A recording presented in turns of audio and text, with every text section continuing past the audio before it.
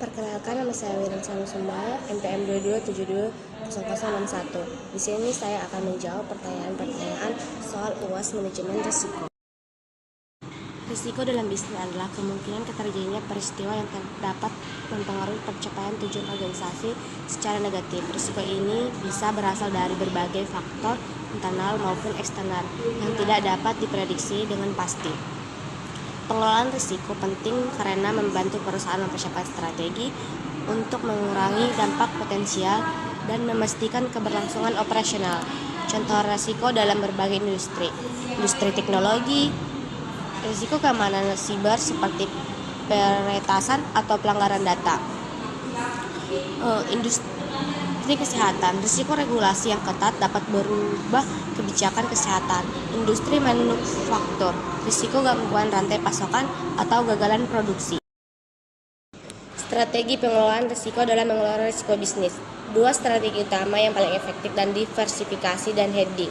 Diversifikasi adalah strategi yang melibatkan penyebaran investasi atau operasi ke berbagai sektor atau aset yang mengurangi risiko. Dengan diversifikasi, perusahaan dapat menghindari ketergantungan pada satu sumber pendapatan sektor pasar, sehingga ketika satu sektor mengalami penurunan, sektor lain dapat menutupi kerugian tersebut.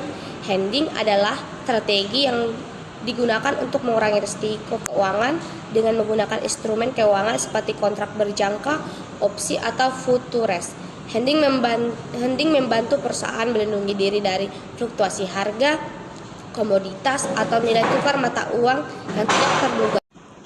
Contoh penerapan diversifikasi. Contoh perusahaan Unilever, penerapan Unilever diversifikasi produknya ke berbagai kategori seperti makanan, minuman, dan barang konsumen lainnya. Ini memungkinkan perusahaan untuk menyebar risiko di berbagai pasar dan produk, sehingga ketika satu produk mengalami penurunan penjualan, produk lain dapat membantu menstabilkan pendapatan. Contoh hedging perusahaan Coca-Cola.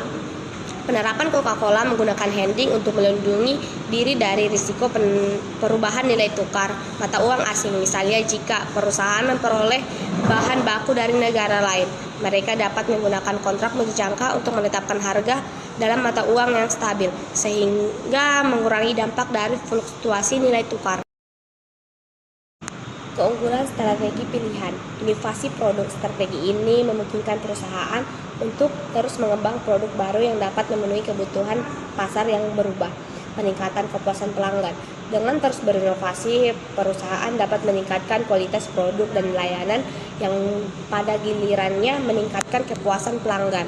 Posisi pasar yang kuat. Inovasi dapat membantu perusahaan membangun posisi pasar yang kuat dan unik, yang sulit diikuti oleh persaing. Kelemahan strategi pilihan, biaya R&D tinggi. Mengembangkan produk untuk memerlukan investasi besar dalam penelitian dan pengembangan. Risiko kegagalan. Tidak semua inovasi berhasil dan kegagalan dapat mengakibatkan kerugian finansial. Ketergantungan pada teknologi perusahaan mungkin menjadi terlalu tergantung pada teknologi yang baru, yang bisa menjadi risiko teknologi tersebut gagal atau tidak diterima. Keunggulan strategi alternatif. Stabilitas dan keberlanjutan. Strategi ini cenderung lebih stabil dan dapat diandalkan karena fokus pada produk yang sudah ada. Efisien biaya.